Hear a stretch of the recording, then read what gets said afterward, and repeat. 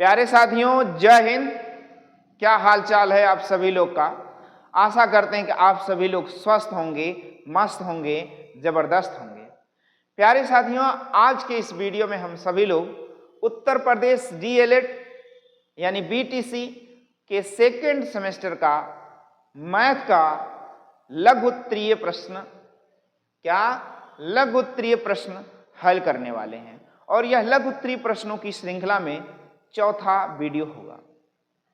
यदि अभी तक आपने पिछले सभी वीडियोज को नहीं देखा है तो आप अपने इस YouTube चैनल के प्लेलिस्ट में जाकर पिछले सभी वीडियोज को देखकर अपनी तैयारी को कंप्लीट कर सकते हैं। चलिए आइए आज के इस वीडियो का पहला सवाल देखते हैं। क्या कहता है कि भाग कीजिए। भाग करना है और 4 प्रश्न आपके पास है भाग करने के लिए। भाग करने के लिए कितने प्रश्न हैं? 4 प्रश्न। मैं आपको 2-3 बताता हूं और फिर एक आपको स्वयं से हल करना है, 1-2। चलिए देखते हैं। पहला प्रश्न आपका कहता है कि 7/11 का 5/4 से भाग करो। तो चलो 5/4 से मैं भाग ही कर देता हूं। अब देखोगे ऐसे प्रश्नों में 7/11 तो सेम रहेगा, भाग का उल्टा हम गुणा कर देते हैं, भाग को विपरीत में करते हैं गुणा, तो बाद के जो मान होते हैं अंश का हर का अंश हो जाता है, यानी 4/5 हो जाएगा। अब देखेंगे 7 चौक 28, 11 पचे 55 सवाल का उत्तर। बातें समझ में आ जाएंगी। चलते हैं अगले दूसरे प्रश्न की ओर। दूसरा प्रश्न कहता है 9/13 का मतलब होता है, देखिए यहां पर भाग करना है तो भाग का चिन्ह लगा लें, -5/8।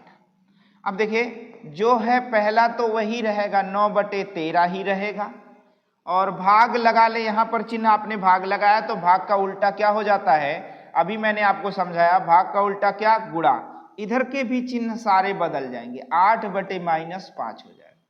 अब देखो माइनस माइनस आपस में कट गया, ऊपर नीचे रह गया 8/5 और 9/13। तो 8 9 72 13 पचे 65, इसका प्रश्न हो जाएगा, उत्तर हो जाएगा। तीसरा प्रश्न देख लेते हैं। तीसरा प्रश्न आप देख लें। तीसरा क्या कहता है कि -19/5 भागे -95/3। ऐसे में आप देखेंगे -19/5 रहेगा, -19/5 रहेगा, भाग का उल्टा गुणा हो जाएगा और बाकी सारी चीजें पलट जाएंगी तो 3/95 आ जाएगा, और माइनस से माइनस खत्म हो जाएगा, प्लस हो जाएगा। 19 पचे 95, 19 से 95 कट जाएगा, 5 आ जाएगा, तो ऊपर आ जाएगा 3 और नीचे पंचम 25। इस प्रकार से ये भी आपके सवाल का उत्तर हो जाएगा। मैंने 3 प्रश्न आपको इस पहले प्रश्न के माध्यम से हल करवाया। चौथा प्रश्न आपको हल करना है और हल करके उत्तर कमेंट बॉक्स में जरूर सेंड करना है। यह हल इसलिए आपको करना है क्योंकि यदि आप तैयारी कर रहे हैं और आप पढ़ाई कर रहे हैं, ये प्रश्न आपको जरूर लगाना, क्योंकि 3 प्रश्न मैंने बताया तो 1 प्रश्न आप लगाइए। हमारा काम है 1 कदम चलना, आपका काम है 2 कदम चलना, लेकिन मैंने 3 प्रश्न हल करवा दिया। आप 1 प्रश्न तो जरूर हल करके मेरे व्हाट्सएप नंबर पर या फिर आपके अपने इस कमेंट बॉक्स में जरूर सेंड करना है। चलते हैं अगले प्रश्न की ओर। दूसरा प्रश्न क्या कहता है, चलते हैं। कहता है कि भैया इसको सरल कीजिए। यहां भी आपको सरल ही करना है।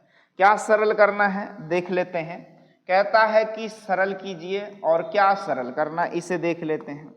चलो, कहता है x प्लस में 4y की घात में 3 माइनस में x माइनस 4y की घात में 3 को सरल करना है। तो मैं एक ही बार में सरल कर देता हूं। एक सूत्र आपको जरूर बता देता हूं कि a प्लस बी का होल क्यूब का सूत्र क्या होता है, a माइनस बी का होल क्यूब का सूत्र क्या होता है। ऐसे में a क्यूब प्लस में b cube, a cube plus b cube plus 3ab in bracket में a प्लस b, यह सूत्र आपको लगाना है। यहां पर a cube minus b cube minus 3ab in bracket में a माइनस b, ये वाले आपको सूत्र लगाने हैं। ये वाले जब आप सूत्र लगा दोगे तब इस सवाल का उत्तर पा जाओगे। चलो मैं हल करता हूं और हल करता हूं और सवाल। क्या सूत्र याद हो जाएगा आपको? सूत्र यदि याद हो जाएगा तो बहुत अच्छी बात है, इसी सूत्र का प्रयोग करना है। चलिए यहां पर लगाइए, पहले पद का 3 घात धन दूसरे पद का 4 चौक 16 चौका 64 y की 3 घात धन 3 गुना पहला पद गुणे दूसरा पद, इन ब्रैकेट पहला पद धन दूसरा पद। चलो माइनस है, माइनस पहले पद का वर्ग, पहले पद का घन, घन है ना, और माइनस दूसरे पद का घन 4 चौक 16 चौका 64 की y की 3 घात, और माइनस 3 गुना पहला पद गुणे में दूसरा पद, और इन ब्रैकेट में पहला पद माइनस में दूसरा पद। ये आपको है। चलिए अभी भी चलते हैं। देखिए x की 3 घात प्लस में 64 y की 3 घात प्लस में, देखो 4 तियां 12 xy, देखो 4 तियां 12 xy, और इन ब्रैकेट में x प्लस 4y है। अब देखो इधर अगर माइनस है तो चिन्ह सारे बदल जाएंगे, ध्यान रहे। ये प्लस है माइनस हो जाएगा, माइनस है प्लस है हो जाएगा, और माइनस है तो प्लस हो जाएगा। चलो माइनस इसको देखते हैं तो x की 3 घात, या एक लाइन और बढ़ा देते हैं, x की 3 घात माइनस में 64 y की 3 घात, और माइनस में 4 तियां 12, 4 तियां 12 x y, इन ब्रैकेट में x माइनस 4y। ये आपका हो जाएगा। क्या बातें समझ गए ना? क्या बातें समझ जाएंगे? तो चलते हैं अगले। फिर कहता है x की 3 घात प्लस में 64 y की 3 घात प्लस में, अब इनका इनके साथ गुणा, 12 एकन 12 x स्क्वायर y, इनका इनके साथ गुणा 12 चौक 48 x y स्क्वायर। यहां पर देखोगे तो चिन्ह बदल जाएंगे सारे चिन्ह, यहाँ माइनस x की 3 घात और प्लस में 64 y की 3 घात, और प्लस में 12 एकन 12 x स्क्वायर y, और यहाँ देखो यहाँ प्लस है, यहाँ क्या हो जाएगा माइनस, माइनस 12 चौक 48 x y की 2 घात। क्या बात समझ गए ना? अब देखो कुछ बातें हो जाएंगी जो कट जाएंगी, जैसे x की घात 3 खत्म हो जाएगा, 64 और 64 जुड़ जाएगा तो 128 y की 3 घात आ जाएगा, 64 64 जुड़ जाएगा, 12 x स्क्वायर y लिख लेंगे क्योंकि 12 12 24, 24 x स्क्वायर y हो जाएगा, 48 48 भी कट जाएगा। इस प्रकार से यही आपके सवाल का उत्तर हो जाएगा। क्या हो जाएगा? यही सवाल के उत्तर हो जाएंगे, और इस प्रकार से इसे लिख देना है ताकि पूरा नंबर आप 2 नंबर पा सको। हाँ, इसके लिए सूत्र जरूर याद रखो, अगर सूत्र नहीं याद है तो सवाल नहीं याद हो पाएगा। a प्लस बी का होल क्यूब का सूत्र आप याद रखो, a cube plus B cube plus 3ab, और इन ब्रैकेट में a प्लस बी, यही आपको याद रखना है। अगर यहाँ पर माइनस हो जाता है तो सारे माइनस हो जाएंगे, सब माइनस हो जाएंगे, ध्यान रहे। बातें समझ में आ जाएंगी ना? नोट कर लो, स्क्रीनशॉट ले लो, फिर आगे बढ़ते हैं अगले सवाल की ओर। अगला सवाल तीसरा सवाल देखते हैं। कहता है कि x की 3 घात माइनस 8y की 3 घात का मान ज्ञात कीजिए जबकि x प्लस 2y बराबर 8 और x इंटू y बराबर 6। तो चलो हल करते हैं, और ऐसे में हल करने के आधार पर हम x प्लस 2y बराबर 8 दिया है, इसी को सरल कर देते हैं। कह देते हैं दोनों पक्षों का घन करने पर, क्या करने पर? घन करने पर, ठीक है ना? अब देखिए x प्लस 2y का होल क्यूब और 8 का होल क्यूब। अब देखो अभी सूत्र बताया था x प्लस y का होल क्यूब का, तो x cube plus y cube यानी 2 की 3 घात, 2 दूना 4 दूना 8 y की 3 घात, और प्लस 3 गुना पहला पद गुणे में दूसरा पद, इन ब्रैकेट में पहला पद धन दूसरा पद, और बराबर में 8 की 3 घात, 8 अठाई 64 अट्ठे 500। यहां पर आप देखेंगे x की 3 घात प्लस y की 3 घात, और प्लस में 3 दूनी 6xy, और एक चीज और देखना, इसका मान क्या पर आपने लाया है 8, तो यहाँ 8 लिख सकते हैं, बराबर 512। अब देखेंगे x की 3 घात प्लस 8y की 3 घात प्लस में इस x y का मान आप में दिया गया है 6। तो भैया छछवा का यहाँ रख लोगे क्या 6 छछवा का 36 और देखोगे चलो मैं लिख देता हूं 6 गुणे में 8 बराबर में कितना 512। अब देखो छछवा का 36 36 अट्ठे बात समझ गए ना। अब देखो 8 छक 48 48 छक्का 288 या फिर आप छछवा का 36 गुणे में 8 कर लो 8 छक 48 के 8 हासिल है 4 8 त्रिक 24 4 28 288 बताया ना मैंने 288 प्लस है तो 288 क्या हो जाएगा माइनस हो जाएगा। और यहां पर आप देखोगे तो x की 3 घात प्लस 8 y की 3 घात बराबर 12 में से 8 गए 4 यहां बचा 10 में से 8 गए 2 यहां आया 4 में से 2 गया 2 224 इसी का तो आपको मान ज्ञात करना था अतः इसका मान ज्ञात हो गया 224 और उत्तर के रूप में आपने लिख दिया 224। क्या बातें समझ में आ जाएंगी। ठीक है चलते हैं अगले सवाल की। अगला सवाल कह रहा निम्न समीकरण निकाय को विलोपन विधि द्वारा ज्ञात करें। कह रहा समीकरण का मान ज्ञात करना है लेकिन विलोपन विधि। कौन सा विधि विलोपन विधि मतलब समीकरण को हल करना है। तो देखो पहला समीकरण आपका दिया गया है 2x प्लस वाई बराबर 8 और दूसरा समीकरण है 2x माइनस वाई बराबर 4। ये समीकरण नंबर 1 आपको नोट करना है ये समीकरण नंबर 2 नोट करना है। इससे पहले आपको लिखना था हल कीजिए। अब देखिए समीकरण 1 और 2 को जोड़ने पर आपको लिखना होगा यहां पर समीकरण 1 और 2 को जोड़ने पर क्या करने पर भैया जोड़ने पर बात समझ गए ना। तो आप देखेंगे जब 1 और 2 को जोड़ेंगे तो देखेंगे ये दोनों समान हैं तो कट जाएंगे ये दोनों आपस में जुड़ जाएगा।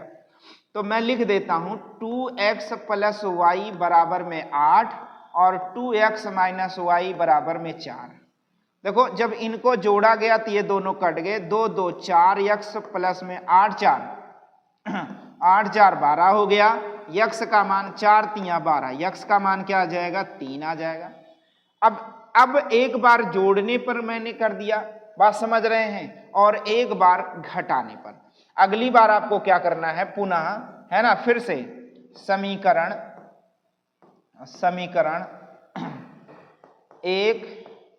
1 से 2 को घटाने पर क्या ये बात समझ गए ना। तो आप देखेंगे 2x प्लस में y है बराबर में 8 है 2x माइनस वाई बराबर 4 है। तो जब आप घटाव का चिन्ह लगाओगे तो सारे चिन्ह क्या हो जाएंगे बदल जाएंगे।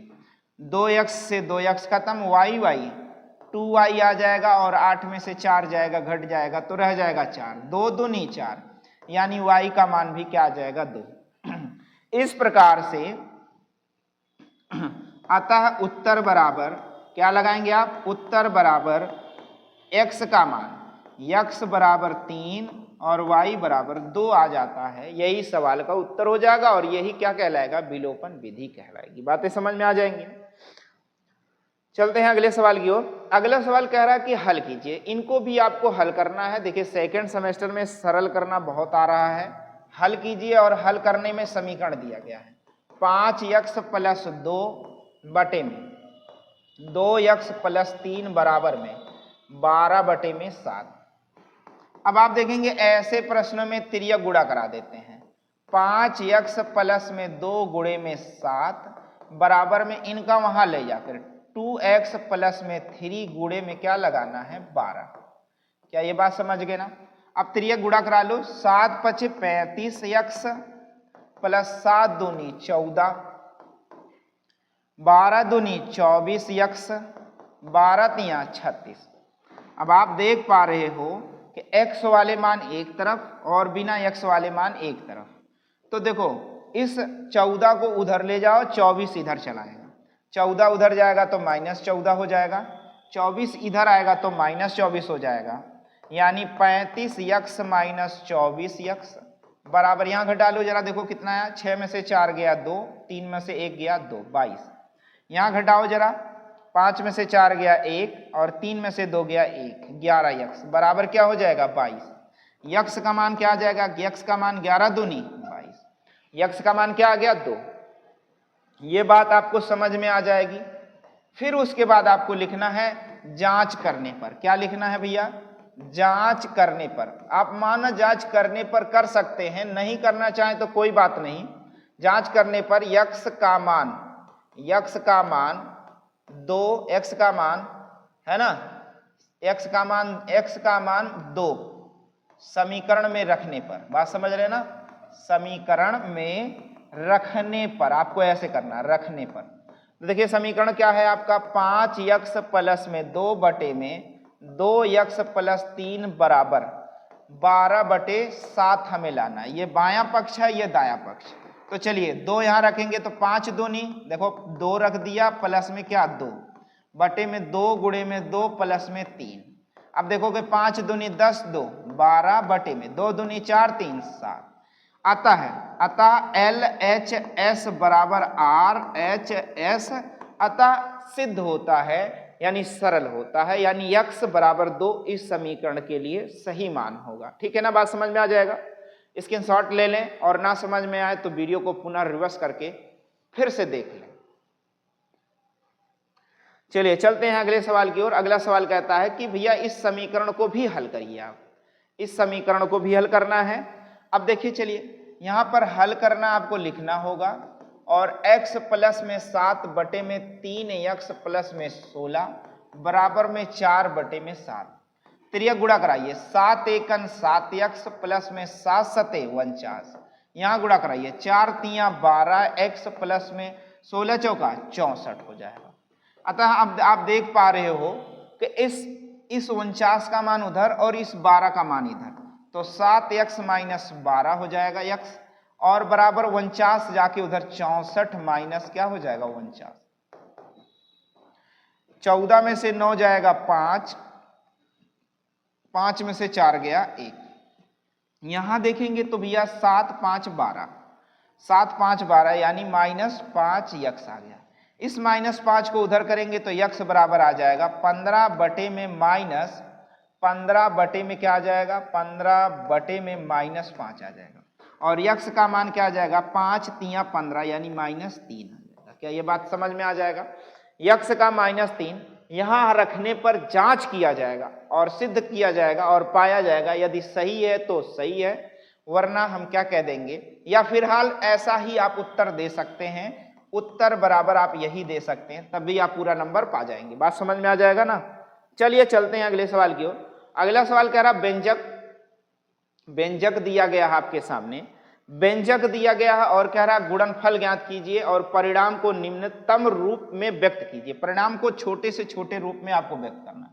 तो चलो मैं हल करता हूं और आपके सामने रखा जा रहा है। एक्स स्क्वायर माइनस 3, यहां प्लस आप कर लो, x square plus 3x plus में क्या आ जाएगा 2 और यहां देखेंगे कह रहा है इनका आपस में गुणा करो। चलो गुणा करते हैं, x प्लस में 4 और डिवाइड बटे में x प्लस में क्या आ गया 2। ठीक है ना। अब आप देख पा रहे हैं कि इसको फैक्टर किया जाएगा और फैक्टर 2 खंडों में होगा।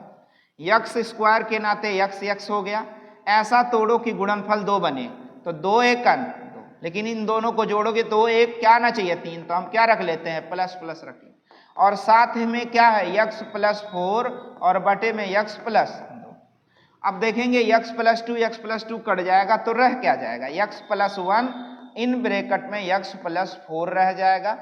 इनको भी आपको गुणा करना है। चलो x गुणे x मतलब x स्क्वायर, x गुणे 1 बराबर x, फिर 4 से गुणा कर दो, बारी बारी गुणा करना है। 4 एकन 4x और प्लस में 4 एकन 4। देखिए x स्क्वायर प्लस 4 एक 5x प्लस में 4, यही सवाल का क्या हो जाता है उत्तर हो जाता है और यही छोटा से छोटा रूप में लिखा गया।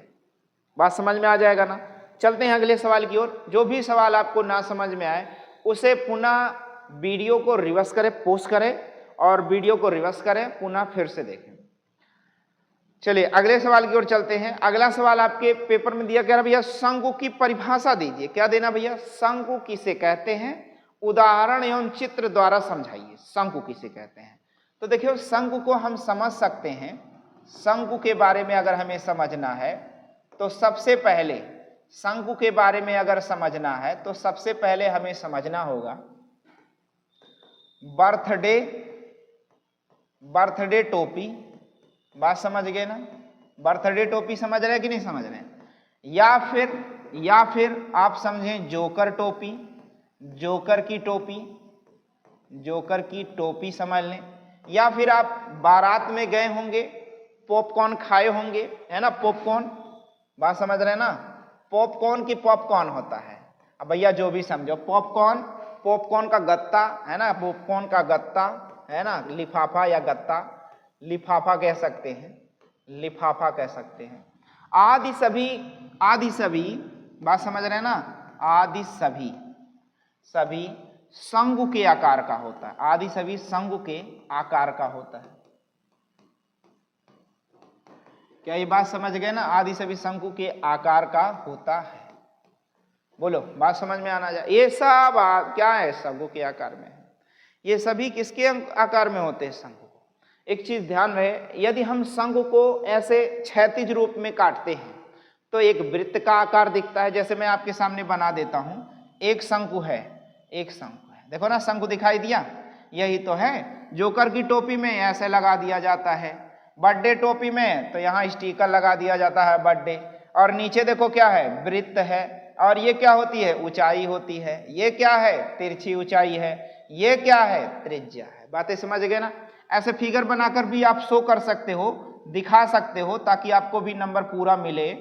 तो देखो यहां पर आप बना लो, एक फिगर बना लो, एक क्या बना लो? ऐसे तिरछा बना लो और ऐसे बना लो। बात समझ गए ना? यहां मिलना चाहिए, ध्यान रहे। ये देखो, है ना? और यहां से यहां तक आप क्या कर दो? आर कर दो। यहां से यहां कर दो एच कर दो, यहां यल कर दो। बात समझ गए ना? ये क्या है? शंकु। एक क्या है? एक शंकु है। ये शंकु है। अब देखो, शंकु में ये तिरछी ऊंचाई है। ये क्या है? तिरछी। ये सीधी लंबवत ऊंचाई, ये क्या है? त्रिज्या। तो शंकु का आयतन होता है, क्या होता है भैया? शंकु का आयतन। शंकु का आयतन क्या होता है भैया? 1/3 पाई आर स्क्वायर एच।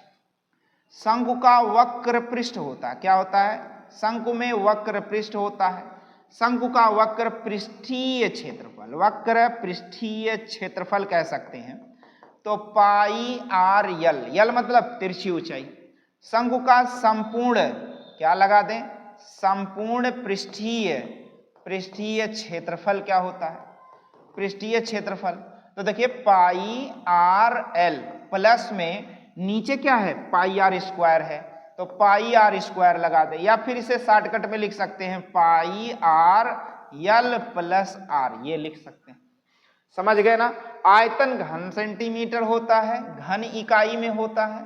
आयतन घन इकाई में होता है और पृष्ठीय क्षेत्रफल वर्ग इकाई में होता है। इसे भी आपको नोट करना है। समझ गए ना? ये रहा शंकु की परिभाषा और शंकु संबंधित उदाहरण। शंकु कहाँ कहाँ होता है भैया? बर्थडे टोपी ले लो, जोकर की टोपी ले लो, या पॉपकॉर्न का गत्ता उल्टा कर दो। बात समझ गए ना? या फिर आपने दिवाली में लहसुन जलाया होगा, या छुरछुरिया जो शंकु के आकार का होता है उल्टा करके लगा दो तो ऐसे फुहारा टाइप का निकलता है ना, वो ले लो, है ना? ये सभी क्या है? शंकु ही तो है। शंकु का आयतन क्या होता है? 1/3 पाई आर स्क्वायर एच होता है। क्या बात समझ में आ जाएगा? चलते हैं अगले प्रश्न की ओर। अगला प्रश्न आपका कहता है गोला किसे कहते हैं? गोला फेंके हैं, गोला कहते भैया गोला दे दिया। क्या दे दिया? गोला दे दिया। चलिए मैं आपको समझाता हूं। जैसे गोला किसे कहते हैं, तो गोला के बारे में आप समझेंगे। गोला आप देखे हैं, गोला खाए हैं? गोला माने होता भांग। गोला कहते हैं गोला खाया का, मतुआन है वहां, गोला खाया लवा का नहीं, ऐसा गोला नहीं खाना भैया। बात समझ, यहाँ गोला है। गोला फेंके होंगे, आप देखे होंगे गोला। गेंद देखे होंगे, गेंद मान लीजिए गेंद तो खोखला होता है, लेकिन ऐसे कहा जाए कि गेंद को ऊपर से देखने पर खोखला ना हो तो वो क्या है? गोला हो जाता है। या साइकिल में छर्रे होते हैं, जो छर्रे लगे होते हैं, वो छर्रा आप गोला के जैसा होता है। या फिर आप ऐसे कह सकते हैं गोला के रूप में और भी कुछ कह सकते हैं कि जैसे कोई वृत्त है ना, वृत्ताकार आकृति से बना हुआ एक गेंद हो। बात समझ रहे हैं? ये सभी है ना। चलिए मैं ले लेता हूं गेंद। गेंद, कांच की गोली ले लो, ये सही है ना भैया, गोली खेले ना, कांच की गोली, कांच की गोली, या साइकिल के छर्रे, साइकिल के छर्रे,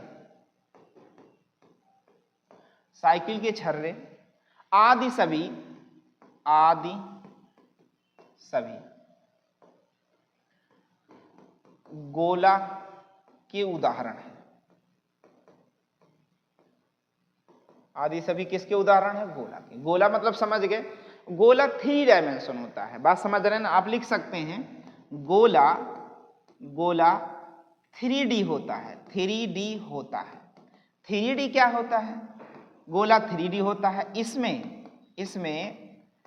लंबाई होती है, इसमें लंबाई चौड़ाई, लंबाई चौड़ाई और ऊंचाई होती है। गोला में क्या होता है भैया? लंबाई चौड़ाई और ऊंचाई होती है, समझ गए ना? ऊंचाई होती है, गोला में लंबाई चौड़ाई और ऊंचाई सब होती है। अब आप देख पा रहे हैं ये क्या है? गोला, ठीक है ना? लेकिन यहीं पर मैं एक और आकृति बना दिया, अब बताओ कौन सा गोला कौन सा वृत्त? देखो यहाँ केंद्र बन गया तो ये हो गया वृत्त, और यहाँ पर केंद्र नहीं है इसलिए ये क्या है? गोला। क्या समझ गए ना? अच्छा, इस गोले का आयतन होता है, तो चलो मैं लिख देता हूं, गोले का आयतन लिखना होगा आपको। आयतन बराबर होता है 4/3 पाई आर क्यूब। गोले का आयतन क्या होता है? 4/3, 4/3 पाई आर क्यूब। घन इकाई लिखेंगे क्योंकि आयतन होता है तो आयतन में क्या लिखते हैं? घन इकाई लिखते हैं। ठीक है ना? बात समझ में आ जाएगा ना? गोले का पृष्ठीय क्षेत्रफल, चाहे पृष्ठीय कहें चाहे संपूर्ण पृष्ठीय क्षेत्रफल, पृष्ठीय क्षेत्रफल चाहे संपूर्ण पृष्ठीय क्षेत्रफल 4 पाई आर स्क्वायर वर्ग सेंटीमीटर, या वर्ग इकाई कह लें। जो मीटर रहेगा तो मीटर लगाएंगे, सेंटीमीटर है सेंटीमीटर। बात समझ गए ना? ये हो गया आपका गोला। यहीं पर एक अर्धगोला होता है, उसे भी आप समझ सकते हैं कि जैसे मैं आपको बता दूं, स्क्रीनशॉट ले लीजिए फिर मैं समझा देता हूं। चलिए एक अर्धगोला ले लेते हैं, जैसे आप देखते हैं कटोरा, बाउल है ना, अर्धगोला ले लेते हैं। तो इस अर्धगोले का मतलब क्या हो गया भैया? गोले का कटा हुआ भाग, आधा भाग। अब इसका आयतन क्या होता है? गोले का आयतन क्या होता है? अर्धगोले का आयतन। कैसा गोला है ये अर्धगोला है, अर्धगोला है। कैसा गोला है? अर्धगोला है, अर्धगोला। और इसका आयतन क्या होगा? तो उसका आयतन क्या था? 4/3, इसका 2/3 पाई आर क्यूब हो जाएगा। इसका पृष्ठीय क्षेत्रफल अगर हम बात करें, पृष्ठीय क्षेत्रफल क्या होता है? जो चारों तरफ से उसे ढकाए लेकिन बाहर से, तो पृष्ठीय क्षेत्रफल 2 पाई आर स्क्वायर होता है। इसका संपूर्ण पृष्ठीय क्षेत्रफल अगर हम बात करें, संपूर्ण पृष्ठीय क्षेत्रफल की बारे में बात करें तो 3 पाई आर स्क्वायर होगा। ऐसा क्यों? क्योंकि बाहर से 2 पाई आर और ऊपर एक वृत्त के जैसा होता है। बात समझ गए ना? एक वृत्त के जैसा होता है। अभी कटोरा ले लीजिए और पलट कर जमीन पर रख दीजिए, उस पर चढ़ जाइए और उसके बाद कटोरा हटा लीजिए तो एक वृत्त की साइज दिखेगी वहां जमीन पर। वही यहां पर देखेंगे तो घन इकाई होता है, घन इकाई होगा, और यहां पर क्या होगा? वर्ग इकाई होगा, वर्ग इकाई होगा। ये पैमाना भी लिखना जरूरी होता है क्योंकि ये नहीं तो फिर सवाल गलत माना जाता है। चलिए अगले सवाल की ओर चलते हैं। अगला सवाल कह रहा है त्रिभुजों के क्षेत्रफल ज्ञात कीजिए। कुछ त्रिभुज दिए गए, त्रिभुज के माप दिए गए हैं, उनका आपको क्षेत्रफल ज्ञात करना है जिनमें आधार दिया। चलो मैं हल करता हूं और पहला लिखता हूं। पहला तो त्रिभुज, अब त्रिभुज बनाओ या ना बनाओ, त्रिभुज का क्षेत्रफल लिख लो। त्रिभुज का क्षेत्रफल अब पूरा लिख लो, छोटा लिखो, मर्जी आपकी। चलो क्षेत्रफल, त्रिभुज का क्षेत्रफल लिख लो। त्रिभुज का क्षेत्रफल बराबर होता है 1/2 आधार, क्या? आधार गुणे में ऊंचाई। 1/2 आधार गुणे में ऊंचाई। चलो 1/2 आधार कितना है बताओ जरा? 24 मीटर। आधार 24 मीटर, ऊंचाई कितना है? 15 मीटर। तो 2 12 में 24 यानी 12 गुणे में 15 आ गया। 15 दूनी 30, 3 15 1 15 3 18 180 वर्ग मीटर। क्षेत्रफल हमेशा वर्ग मीटर में होता है और आयतन हमेशा घन मीटर में होता है। क्षेत्रफल हमेशा वर्ग मीटर में होता है और आयतन हमेशा घन मीटर में होता है या घन में होता है। इस प्रकार से अगला सवाल आपके लिए है कि एक त्रिभुज का आधार 4 मीटर है, ऊंचाई 2 मीटर है, तो क्षेत्रफल ज्ञात करके उत्तर कमेंट बॉक्स में जरूर सेंड करना है। प्यारे साथियों, इस वीडियो के माध्यम से मैंने उत्तर प्रदेश डीएलएड के सेकंड सेमेस्टर का मैथ का राजन सीरीज का लघु उत्तरीय प्रश्न हल करवाया है। आशा करते हैं कि यह वीडियो आपको अच्छा लगा होगा, तो लाइक, शेयर और सब्सक्राइब करना बिल्कुल ना भूलें। साथ ही साथ बेल आइकन यानी घंटा जरूर दबाएं, जिससे हमारा मनोबल भी बढ़े, साथ ही साथ हमारे अगले वीडियो का नोटिफिकेशन आप तक समय से पहुंचे। मिलते हैं आपसे अगले वीडियो में, तब तक के लिए जय हिंद।